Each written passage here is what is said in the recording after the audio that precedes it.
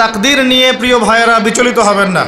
আপনার তাকদীরে যা আছে আপনি পাবেন, যা নাই কোশ্চিনকালেও পাবেন না, ফুল স্টপ। আপনার তাকদীরে যা আছে আপনি পাবেন, না পেয়ে আপনি দুনিয়া থেকে যাবেন না, ফুল স্টপ। আর আপনার তাকদীরে যা নাই সারা দুনিয়ার মানুষ মিলে আপনাকে দিতে পারবেন না। এই চিন্তাটা আগে মাথার মধ্যে সেট করেন। এই দুনিয়ার জীবনে আপনার দুনিয়ার বাড়ি গাড়ি, টাকা পয়সা, রিজিক, ব্যবসা বাণিজ্য, স্ত্রী সন্তান, এগুলোকে নিয়ে এত বিচলিত হওয়ার কিছু নাই। আপনার আমার তাকদীরে যা লেখা হয়েছে এর একটা দানা আপনি বেশি খেয়ে পৃথিবী থেকে যাবেন না। আর আপনার আমার রিজিকে যা আছে তার এক চুল রেখে আপনি দুনিয়া থেকে যাবেন না। এটাই চূড়ান্ত সত্য কথা।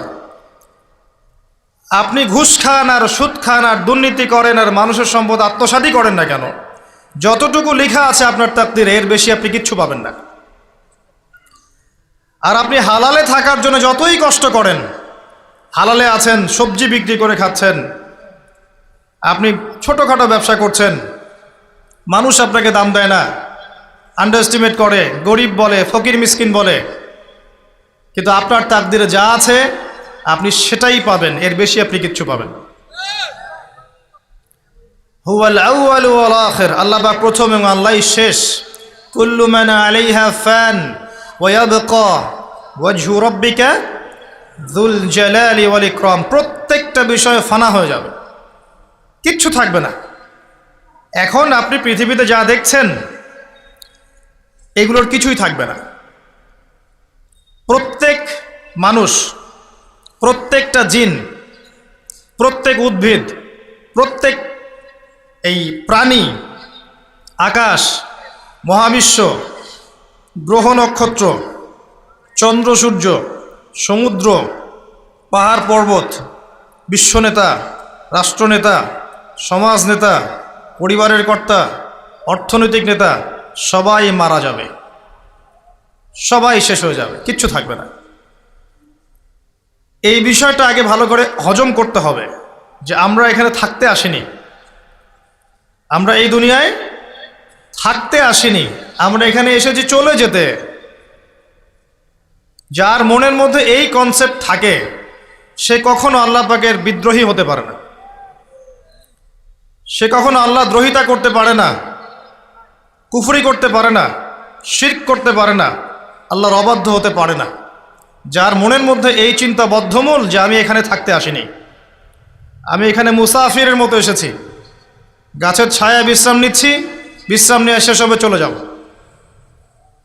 যারাই আল্লাহ দ্রোহিতায় লিপ্ত হচ্ছে, শিরিক করছে, বেদাত করছে, হারাম খাচ্ছে, ঘুষ খাচ্ছে, সুদ খাচ্ছে, জেনা করছে, আল্লাহ দ্রোহিতা করছে, আল্লাহর বিধানকে অস্বীকার করছে, তারা ইনডাইরেক্টলি ধরে নিয়েছে যে তারা মনে হয় পৃথিবীতে চিরকাল থাকবে।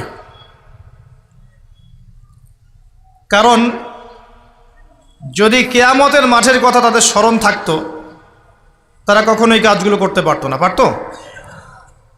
এবার আসেন, আল্লাহ পাক কলম সৃষ্টি করে তাকদীর লিখেছেন, অতএব তাকদীর নিয়ে প্রিয় ভাইয়েরা বিচলিত হবেন না।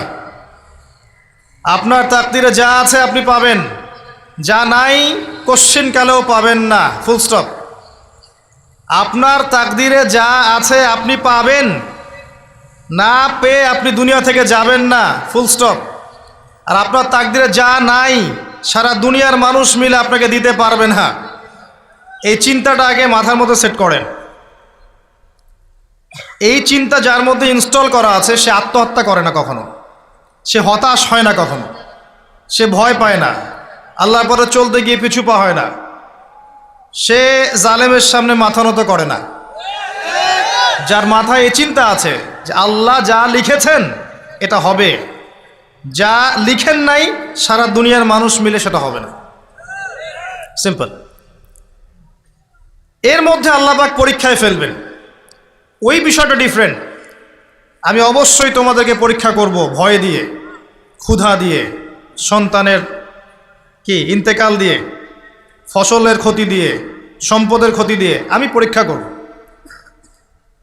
কিন্তু যারা সবর করবে এবং যারা এই কনসেপ্ট রাখবে ইন্না লিল্লাহি ওয়া ইন্না ইলাইহি রাজিউন, এদেরকে আল্লাহ পাক প্রশংসা করেছেন, ইনশাআল্লাহ এরা সফল হবে।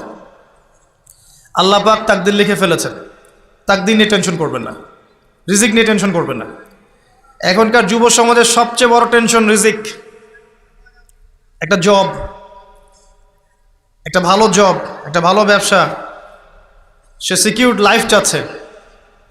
রিজিক নিয়ে চিন্তা করবেন না। আপনার কাছে যে রিজিক আছে এটা আপনার কাছে আসবেই ইনশাআল্লাহ। হয়তো সময় লাগছে কিন্তু আপনার কাছে আসবে ইনশাআল্লাহ তাআলা। আপনি হালালের উপর থাকবেন, ন্যায়ের উপর থাকবেন। আপনি অন্যায় পথে রিজিক সার্চ করবেন না। আপনার তাকদিরে যে রিজিক আছে আপনার কাছে আসবে ইনশাআল্লাহ। এবার আসেন, আল্লাহ পাক এরপরে সৃষ্টি করেছেন মহাবিশ্ব। এই পুরো মহাবিশ্ব তাকদির লিখার পরে মহাবিশ্ব কয় দিনে? ফি সিত্তাতি আইয়াম, 6 দিনে। মাত্র 6 দিনে আল্লাহ পাক পুরো মহাবিশ্ব সৃষ্টি করেছেন।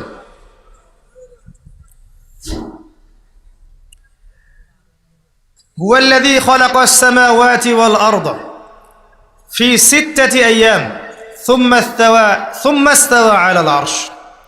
সূরা হাদীদের মধ্যে একটা আছে, তিনি সে আল্লাহ যিনি এই মহাবিশ্ব সৃষ্টি করেছেন 6 দিনে, এরপরে আরশের উপর সমাসীন হয়েছেন। আল্লাহ পাক এর একদিন আমাদের একদিনের মতো নয়, বরং কিয়ামতের মাঠে যেদিন আমরা দাঁড়িয়ে থাকব এই দিনটা হবে আল্লাহর হিসেবে 50,000 বছরের সমান। মানুষ অস্থির হয়ে থাকবে, বিচার শুরু হচ্ছে না কেন। অপেক্ষা করা কাজটা খুব যন্ত্রণাদায়ক, তাই না?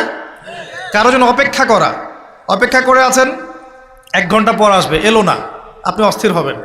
2 ঘন্টা পর এলো না, 10 ঘন্টা পর এলো না, আপনি অস্থির হবেন, পায়চারি করবেন, বই পড়বেন, নাস্তা খাবেন, হাঁটাহাঁটি করবেন, আপনি ব্যাকুল হয়ে যাবেন। অপেক্ষা করা একটা ডিফিকাল্ট কাজ। কিয়ামতের মাঠে মানুষ 50,000 বছর অপেক্ষা করবে, বিচার শুরু হচ্ছে না কি জন্যে। সবাই গিয়ে ধন্না দিবে, প্রথমে আদম আলাইহিস সালাম, তারপরে নূহ আলাইহিস সালাম, ইব্রাহিম, মূসা, ঈসা আলাইহিমুস সালাম। আল্লাহর কাছে একটু সুপারিশ করেন, বিচার যেন শুরু হয় অ্যাটলিস্ট। কেউ কিচ্ছু করতে পারবে না, কারণ সবাই বলবে ইয়া নাফসি, ইয়া নাফসি। দূর থেকে একজনের আওয়াজ আসবে, যিনি ইয়া নাফসি বলছেন না, যিনি বলছেন ইয়া উম্মতি, ইয়া উম্মতি। সবাই তার কাছে যাবে এবং তিনি আমাদের নবী মুহাম্মদুর রাসূলুল্লাহ সাল্লাল্লাহু আলাইহি ওয়াসাল্লাম সিজদায় পড়ে যাবেন এবং তার উম্মার জন্যে সুপারিশ করবেন। উম্মার কবিরা গুনাহগার ব্যক্তিদেরকে সুপারিশ করে তিনি জান্নাতে নিয়ে যাবেন ইনশাআল্লাহ। আল্লাহ তাকে ওয়াদা করেছেন, হে নবী, তোমার উম্মতের কোনো ব্যক্তি যদি শিরিক না করে আমার সামনে উপস্থিত হয় আমি তাকে মাফ করে দেব ইনশাআল্লাহ। হাদিসে কুদসির মধ্যেও আছে যে হে আদম সন্তান, তুমি যদি দুনিয়ার সমান পাপ নিয়ে, আসমান জমিন সমান পাপ নিয়ে আমার সামনে দাঁড়াও, কিন্তু আমার সাথে কাউকে শরিক করনি, তাহলে আমি আল্লাহ তোমার সামনে আসমান জমিন সমান ক্ষমা নিয়ে উপস্থিত হব ইনশাআল্লাহ। শোনেন, 1000-999 জন মানুষ জাহান্নামে যাবে, প্রতি 1000-999 জন মানুষ জাহান্নামে যাবে। সহিহ বুখারীর হাদিস 4 বার এসেছে। এখানে ইকুয়েশনটা এমন না যে ম্যাথামেটিক্যালি ক্যালকুলেট করতে হবে, এমন নয়। এটা দিয়ে আধিক্য বোঝানো হচ্ছে, বেশিরভাগই জাহান্নামে যাবে। এই কথা আল্লাহ পাক কিন্তু সূরা আরাফের মধ্যেও বলেছেন 179 নম্বর আয়াতে, ওয়ালাকাদ যারানা লিজাহান্নামা কাসীরাম মিনাল জিন্নি ওয়াল ইনস। একই বিষয়ে কোরআন হাদিস পরস্পর মিলে যায়। এখানে একটা বিষয় বুঝতে হবে, আল্লাহ পাক বলেছেন সূরা নিসার মধ্যে, ইন্নাল্লাহা লা ইয়াগফিরু আন ইউশরাকা বিহি ওয়া ইয়াগফিরু মা দুনা যালিকা লিমান ইয়াশা। আল্লাহ পাক তার সাথে শিরকের গুনাহ মাফ করবেন না, এছাড়া যে কোনো গুনাহ আল্লাহ পাক যাকে ইচ্ছা মাফ করতে পারেন। তার মানে যে বেশিরভাগ মানুষ জাহান্নামে যাচ্ছে তাদের আমল নামায় কোন পাপ থাকতে পারে? কথা বোঝা যাচ্ছে কি? নিঃসন্দেহে তাদের আমল নামায় শিরকের পাপ থাকবে। এটা বুঝতে আপনাকে পিএইচডি করার দরকার নাই। আল্লাহ পাক শিরক ব্যতীত যে কোনো পাপ যাকে ইচ্ছা মাফ করতে পারেন। তার মানে তারা জাহান্নামে যাচ্ছে বিকজ অফ শিরক। আমাদের মুসলিমরা এখন শিরক বোঝে না, অমুসলিমরা তো শিরক করেই। যেমন কেউ বলছে ওয়াকালাতিল ইয়াহুদ উযাইরুন ইবনুল্লাহ, ইহুদিরা বলছে উযাইর আল্লাহর সন্তান, নাউযুবিল্লাহ, শিরক। অথচ ওরাই এখন বিশ্বকে রুল করছে, তাই না? ওয়াকালাতিন নাসারা আল মাসীহ ইবনুল্লাহ, নাসারা বলছে যে ঈসা ইবনে মারইয়াম আল্লাহর সন্তান, তাই না? অথচ ওই সভ্যতাই এখন বিশ্বকে রুল করছে। যালিকা কাউলুহুম বিআফওয়াহিহিম, এটা ওদের মুখের কথা, এটা জাস্ট মুখের কথা। আবার অনেক সময় দেখা যায় যে আল্লাহকে বাদ দিয়ে আমরা মাধ্যম পূজাও করছি। অমুসলিমরা তো শিরক করছেই, যারা মুসলিম তারা দেখবেন আল্লাহকে বাদ দিয়ে মাধ্যম পূজা শুরু করেছে। মাজারের পূজা করছে, কবরের পূজা করছে, মৃত ব্যক্তির ওসিলায় পার পাওয়ার চেষ্টা করছে। মুসলিম থেকে দেখবেন তাকদীরকে অস্বীকার করছে, আল্লাহর হালালকে হারাম করছে, আল্লাহর হারামকে হালাল করছে। মুসলিম থেকে দেখবেন যে হাতে একটা আংটি পড়েছে, ভাই কী জন্য পড়েছেন? এই রোগ ভালো হবে আমার। গলায় একটা বালা ঝুলিয়েছে, কোমরে একটা মাদুলি, ভাই এগুলো কেন? যে এগুলোতে রোগ ভালো হবে। মুসলিমদের কথা বলছি, অমুসলিমদের কথা বাদ দেন। যারা বলছে আল্লাহর সন্তান আছে ওদের কথা তো বলার দরকার নেই আমাদের, কারণ এগুলো স্পষ্ট শিরক। তবে এতটুকু বলি যে 25শে ডিসেম্বরে যারা বলেছে মেরি ক্রিসমাস, বলেছে না? 25শে ডিসেম্বর যারা বলেছে মেরি ক্রিসমাস মুসলিমদের মধ্যে, এরা স্বীকার করে নিয়েছে যে ওই দিন আল্লাহ রাব্বুল আলামিন ঈসা আলাইহিস সালামকে জন্ম দিয়েছেন। নাউযুবিল্লাহ, নাউযুবিল্লাহ মিন যালিক। আর এটা এত বড় একটা কথা, এই কথা যদি আসমান জমিন আর পাহাড় শুনে রিয়্যাক্ট করতে পারতো, থরথর করে কেঁপে ভেঙে যেত এরা। সূরা মারিয়ামের শেষের দিকে পড়ে দেখেন, ওয়াকালু ইত্তাখাযার রাহমানু ওয়ালাদা লাকাদ জি'তুম শাইআন ইদ্দা তাকাদু আস-সামাওয়াতু ওয়াল আরদু ইয়াতাফাত্তারনা মিনহু ওয়া তানশাক্কুল আরদু ওয়া তাখিরুল জিবালু হাদ্দা। পড়েন অর্থটা। আসমান জমিন পাহাড় যদি এই কথা শুনে রিয়্যাক্ট করতে পারতো, এরা চৌচির হয়ে যেত। এত বড় একটা কথা বলেছো তোমরা যে ঈসা আলাইহিস সালামকে আল্লাহ পাক জন্ম দিয়েছেন, নাউযুবিল্লাহ। তো এরা তো শিরক করছেই। মুসলিমরাও দেখবেন এই যেগুলো বললাম, আল্লাহকে বাদ দিয়ে অন্যের কাছে দোয়া করছে, আল্লাহকে বাদ দিয়ে অন্যকে সেজদা করছে, আল্লাহকে বাদ দিয়ে অন্যের কাছে নজর মানত করছে, আল্লাহকে বাদ দিয়ে অন্যের জন্য জবাই করছে, আল্লাহর তাকদীরকে অস্বীকার করছে, আল্লাহর হালালকে হারাম করে নিচ্ছে, আল্লাহর হারামকে হালাল করে নিচ্ছে। দেখবেন মুসলিমরা করছে। এবার মুসলিম জেনারেশন, এমন একটা প্রজন্ম বের হয়েছে এখন, ইয়াং জেনারেশনের, তারা বলছে যে এই মহাবিশ্ব বিগ ব্যাং থেকে সৃষ্টি হয়েছে, আল্লাহ বলতে কিছু নাই। আপনি বোঝেন কি কারণে প্রতি হাজারে 999 পিপল জাহান্নামে কেন যাবে? কারণটা কি? শিরক। আর এই শিরকটা হচ্ছে আপনার চিন্তায়, আপনার কথায় এবং আপনার কাজে। চিন্তার মধ্যে শিরক। যেমন একজন ব্যক্তি চিন্তা করে আকীদা যে আল্লাহ ছাড়া অমুকও সন্তান দিতে পারে, এরকম আকীদা নাই মুসলিমদের? আছে। একজন বলছে আল্লাহ কল্যাণের মালিক আর শয়তান হচ্ছে অকল্যাণের মালিক। কথাটা শুনতে খুব ভালো লাগে না? অকল্যাণ হয়তো আল্লাহর পক্ষ থেকে আসে না, আল্লাহ পবিত্র, অকল্যাণ শয়তানের পক্ষ থেকে আসবে। ব্যাপারটা কি এমন? ভালো মন্দ, কল্যাণ অকল্যাণ, দুঃখ কষ্ট সুখ সবকিছু কার পক্ষ থেকে আসে?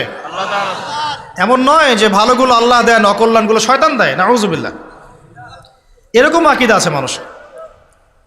কিছু মানুষ বলছে তাকদীর বলতে কিচ্ছু নাই, মানুষ নিজেই তার কর্মের নিয়ন্ত্রণ, শিরক।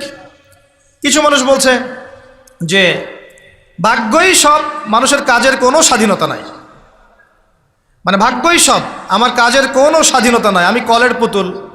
চুরি করেছো কেন? আল্লাহ তাকদীরে লিখেছে তাই। সুদ খাও কেন? ঘুষ খাও কেন? রিলিফের মাল মেরে খাও কেন? আল্লাহ তাকদীরে লিখেছে তাই। এরকমও কিছু মানুষ আছে। প্রত্যেক পদে পদে আপনি শিরক পাবেন। আপনি আল্লাহকে ছাড়া সেজদা দেখতে পারবেন, আল্লাহকে ছাড়া মানুষ নজর করছে, মানত করছে, কসম করছে, কোরবানি করছে, সেজদা করছে, দোয়া করছে এবং ওসিলা পূজা করছে যে আল্লাহ বাদ দিয়ে অমুকে আমাকে পরকালে পার করিয়ে দিবে। নাউযুবিল্লাহ বলছেন ঠিকই, কিন্তু আমাদের দেশের বহু মানুষের আকীদা এমন যে আমাকে পরকালে পার করায় দেওয়ার লোক আছে, সমস্যা নাই। শোনেন, পরকালের প্রতিটা সুপারিশ আল্লাহর এখতিয়ারে। একজন শহীদ, আল্লাহর পথের শহীদ, তিনি কিন্তু সুপারিশ করবেন, কিন্তু তিনি নিজের ক্ষমতায় করবেন না আল্লাহর ক্ষমতায় করবেন? আলেম, হাফেজ, আল্লাহর পথের যারা মুজাদ্দিদ ছিলেন, আল্লাহওয়ালা আউলিয়া মানুষ, নবীগণ, সিদ্দিকগণ, সুহাদা, সুপারিশ করবেন নিজেদের ক্ষমতায় না আল্লাহর ক্ষমতায়? আকীদা স্পষ্ট না থাকলে তখন আমল করতে গিয়ে শিরক হয়ে যাবে। আর শিরক হলেই কি হবে? ওই যে বললাম, প্রতি হাজারে 999 জন মানুষ জাহান্নামে যাবে।